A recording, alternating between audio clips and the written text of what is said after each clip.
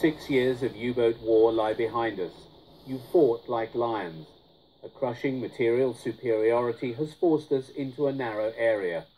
The continuation of our fight from the remaining bases is no longer possible. U-boat men, undefeated and spotless, you lay down your arms after an heroic battle without equal. We remember in deep respect our fallen comrades who have sealed with death their loyalty to Führer and fatherland. Comrades, preserve your U-boat spirit with which you have fought courageously, stubbornly and imperturbably through the years for the good of the fatherland.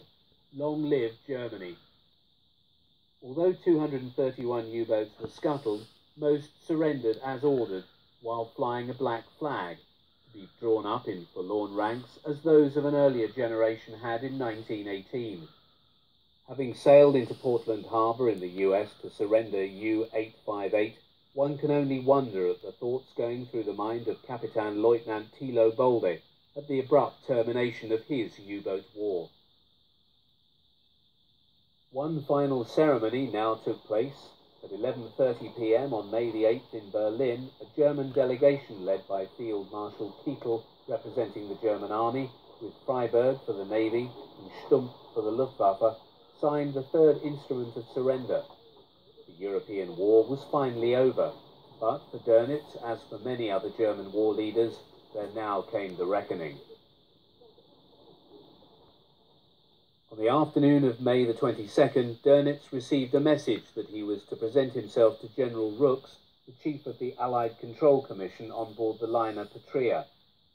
Once aboard, Dönitz was officially informed that today the acting German government and the German High Command, with several of its members, shall be taken into custody as prisoners of war.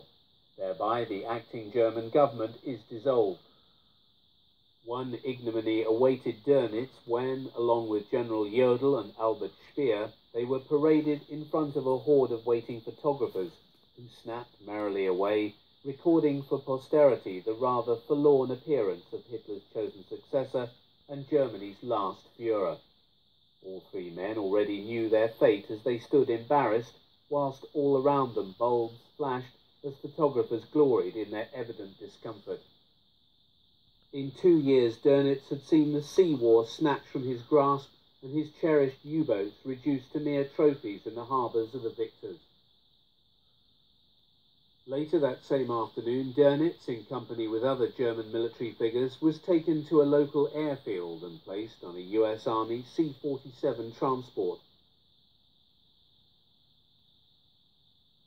Some months later, Dönitz joined Goering, Hess, Speer, Raeder and other leading Nazis in the Spartan cells awaiting trial at the Nuremberg War Crimes Tribunal. Dönitz was arraigned at Nuremberg on 3 counts, all of which were subsumed under the heading of war crimes. The most significant of these, however, concerned the reference in the indictment to having been responsible for murder and ill treatment of persons on the high seas. He was fortunate in being able to depend upon a lawyer whom many in the Allied Prosecuting Council believed to be the most brilliant of all of those acting for the defence. Capitan Otto von Kranzbühler had been Dönitz's chosen advocate, having served in the German Judge Advocate's office where he acquired the reputation as an exceptional lawyer.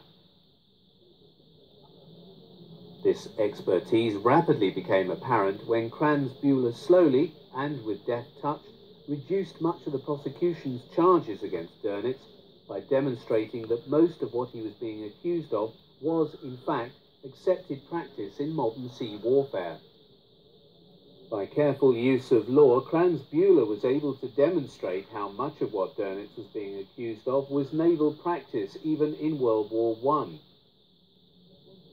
Reflecting on the effectiveness of Kranzbühler, British prosecutor David Maxwell Fyfe said he never put a foot wrong during the trial. When finally Dönitz took the stand, the sympathy his calm demeanour in court had fostered up to then was replaced in the minds of some by an altogether most hostile view. The correspondent of the Times noted how, once he spoke, you saw the real man, harsh, ruthless, arrogant. You felt in him the eternal German militarist. You saw that his selection as Hitler's successor was probably no mere hazard. You state your full name. I, Dönitz, Will you repeat this oath after me? I swear by God. Ich schwöre bei Gott, the Almighty and Omniscient,